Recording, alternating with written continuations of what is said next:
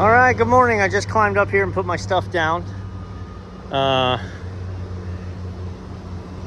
This operator has been part of, nice, look at there.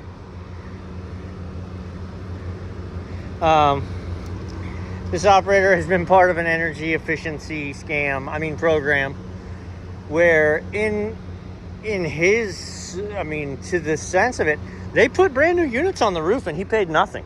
So he got new units, 1, 2, 3, 4. They're monitoring the energy and taking a cut of the efficiency savings and all that stuff. Again, there's a lot to discuss there, but this is interesting.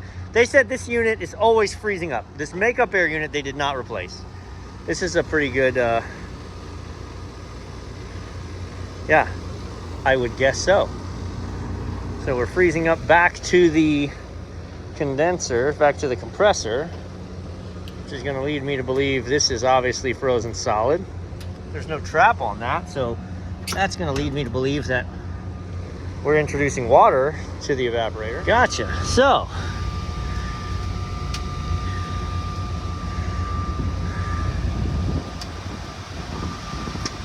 we could definitely have a TXV problem. We could definitely have a charge problem. We clearly have a just this circuit problem, but the next question is, why isn't that circuit running?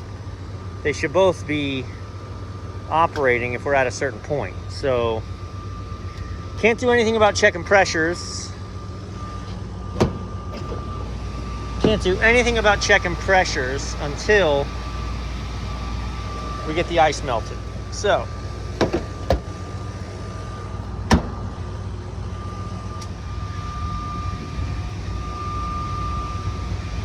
interesting. In one of these, there's going to be thermostats, controllers. Our fan seems to be all right. Like, we have airflow. Oh, look. Again, you cannot trust this at all when you're frozen up. Oh, pardon me. All right, and we should have, interesting. Say, normally we have two thermostats.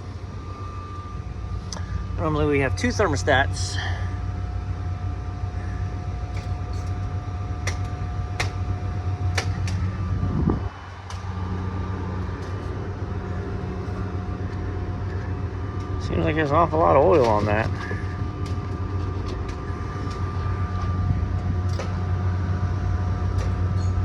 All right, so we turn that up. That was set for 70. We turn that up to 120. Now my condensing unit dropped out.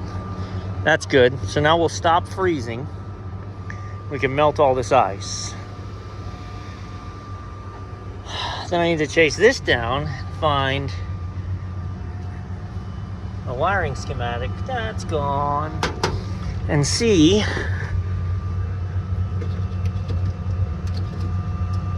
two disconnects, two separate units. This appears to be this guy running, yeah, out of three-phase. There's 3 wires. It's 3-phase out into this baby. Yeah, it's 3-phase unit. Well, I just opened this up and found the control wire to the contactor not connected. So that could be a thing.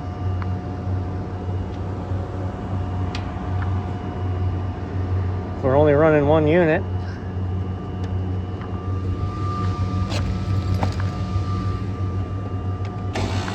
She can run. She literally has been disconnected for who knows how long. Now that we've connected that, hey! Now is our fan running? Yes. Compressor's running? Yes. Look at that.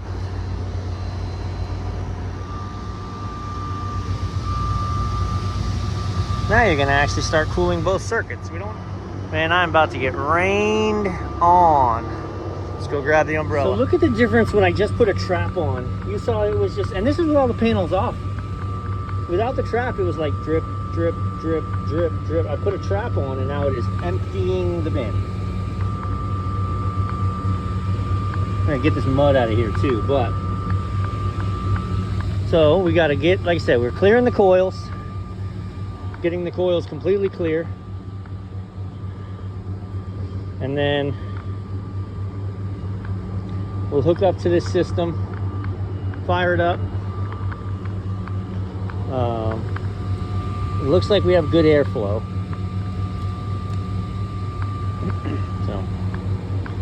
So once the coils are clear, all the ice is gone, we'll go ahead and fire up the whole system now. Pull some pressures and some superheats and see what we're saying. This looks like a pretty new TXV. Like, they at least changed the power head if they didn't change the whole thing. So closing the panel doors is going to speed up the melting process, because let's talk about real quick in case you're like, what is this monstrosity? So you got 4 air conditioners feeding the building. 2 in the dining room, 1 in the kitchen, 1 in the prep area. The exhaust hoods, we've talked about this from an air balance perspective. The exhaust hoods are pulling that much air out of the building. Where is it replacing it from? Well, in part, it's replacing it a little bit in every air conditioner. But mostly, this is a designated makeup air unit. This is bringing the air in right at the hoods, right down on the cook's heads, to replace the air going out. And this is conditioned makeup air. So there's a giant evaporator coil in there that you saw, 2 circuits of cooling that in this case kick on together. 2 of the other Zaxby's I deal with have the same setup, and they're on independent thermostats, so you can step them. So one of them kicks in first, and then as it's not getting it, the second one kicks in. And all you're setting is the air temperature, right? Literally, what's the temperature of the external air? So essentially, if you're not putting in 65-degree air, you should be cooling it. So let the water flow. You don't know if you just heard that chunk. So we're pulling air in here, okay? And I pulled these and checked. We got decent, okay? If you fans can only pull, can only push as much as they can pull, and vice versa. So if you are stopped up here, you can't output inside. I did a video with this same type of unit where the problem was the output vents were all clogged up with bugs and goo. And so that actually can cause freezing up as well if we're not moving enough air through the system. So we'll go downstairs and see if we can feel airflow, and if not, we'll have to come in here in the morning with a hose and clear those things out.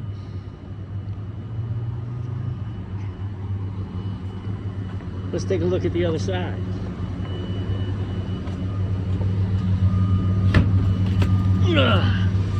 There you go. Just like a Manitowoc. Bang. Harvest. Or you could hit it with an ice pick, like our friends in their walk-in cooler.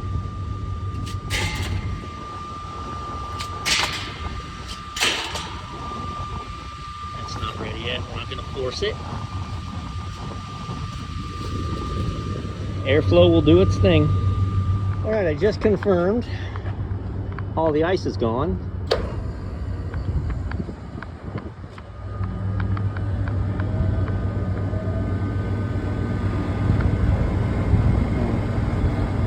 Definitely have a problem here.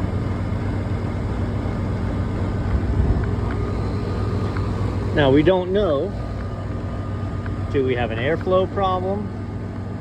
Do we have a TXV problem? Do we have a charge problem?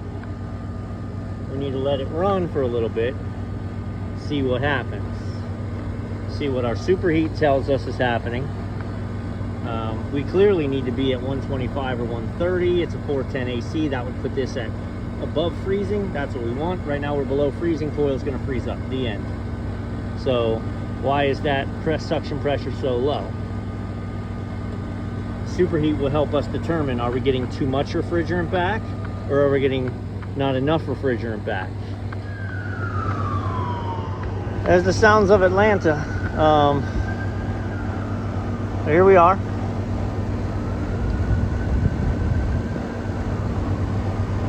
What you think? I mean, I think we're a little short. My superheat needs to be down. I'm real curious though about my output air inside. So I'm gonna go ahead and run a quick leak check. I'm gonna shut the system down. I'm gonna bring the sniffer up, run a leak check.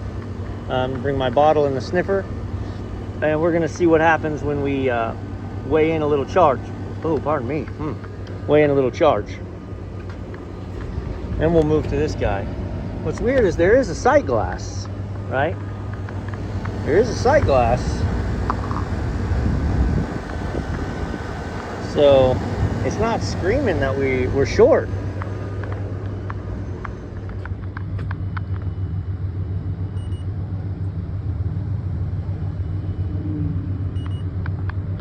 So I've turned off the thermostat and that switch, which kills the blower. So everything's totally off. This thing is very sensitive and I got nothing in here.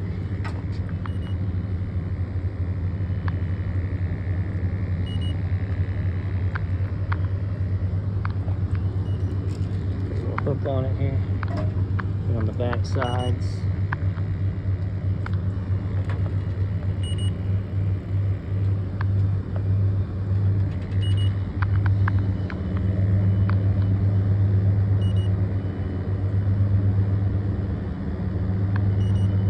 You gotta remember, insulation can set it off.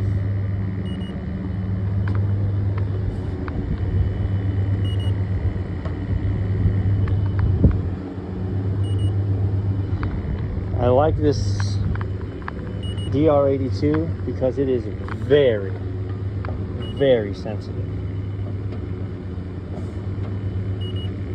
I pick up the smallest of hits with this, and then sometimes you got to go hunting even with the whisper beyond that. Remember, refrigeration's sinks. So I don't see anything from an evident leak here. So we're going to go ahead and close this back up. Get the condensing units fired. Weigh some charge into this one, see what happens, and then we'll get to this.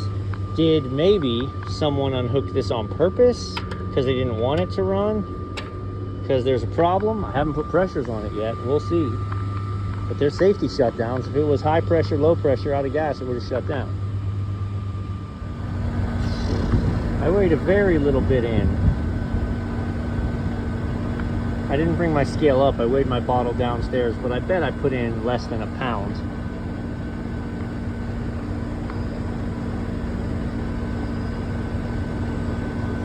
Might be all she needed. Let's let her stabilize and see. I mean, I still need to get this driven up to 125.